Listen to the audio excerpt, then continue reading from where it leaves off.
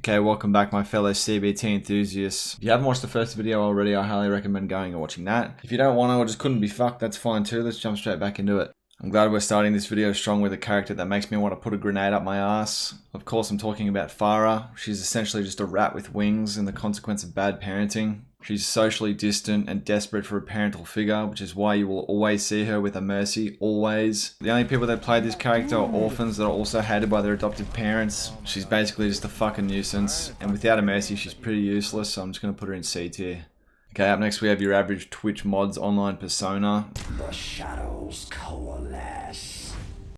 Reaper's a pretty good character and he's been decent since the game came out. He's basically been unchanged since the inception of Overwatch. Not many people play him at high ranks because he's very easy to deal with, but low ranks is basically just a buffet of arse for him. At low ranks he dominates the game, but at high ranks the only thing he's really known for is spreading AIDS, because all he does is fuck monkeys. Excuse me. He's a decent character with decent damage, so I'm going to put him in B tier. Up next is a character that's been dominating the game since she was added to the roster. I have to assume that her thighs aren't the only thing made of fucking steel because she is an absolute menace. She's got great damage, great movement, and her ultimate's an incantation that'll put a hole in your head wider than a girl who's never done this sort of thing before. I do wish that she did what her name suggested and was only temporary.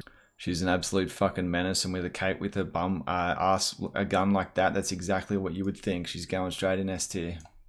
Okay, up next we have a character that comes dust. It's Soldier, age 76. The oldest character in the game and simultaneously the only character that can fucking run. He's basically just training wheels for Overwatch. If you're new to the game, he's a perfect character to pick up because he's really easy to play and understand. His damage is quite good, his movement's decent, and he can heal. And paired with Nano or Kitsune, his ultimate will shoot faster than a police officer in Detroit. And they say I'm gonna put him in A tier.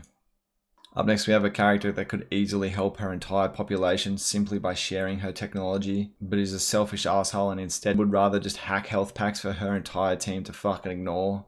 She's pretty dog shit at the moment. You don't really ever see anyone play Sombra because she's invisible. Oh my god, fuck this game. Yeah, anyway, because of that I'm going to put her in D tier. Okay, up next we have a character that makes me simultaneously want to shoot myself in the face and shoot a tissue in the face. what? Symmetra's a fucking nuisance of a character to verse, if I'm being honest. She's a good character and she can be used really well if you're smart enough with her. She has good damage, her turrets are very strong if used correctly, her teleporter can be used for massive team plays if you're in a stack, and her ultimate is Donald Trump's wet dream. It's used perfectly for zoning out entire teams, and because of that, I'm going to put her in B tier. Okay, up next we have the Genji Antichrist Torbjorn. He's one of the most boring characters in the game, but people are so good at him, it's fucking infuriating. If you look up videos and know where to put his turret, you can do some pretty big plays and get some big kills. His left click's not too bad, his shield ability's not too bad, but the best thing about him is definitely his scum. His ultimate's not too bad either. Put him in C tier.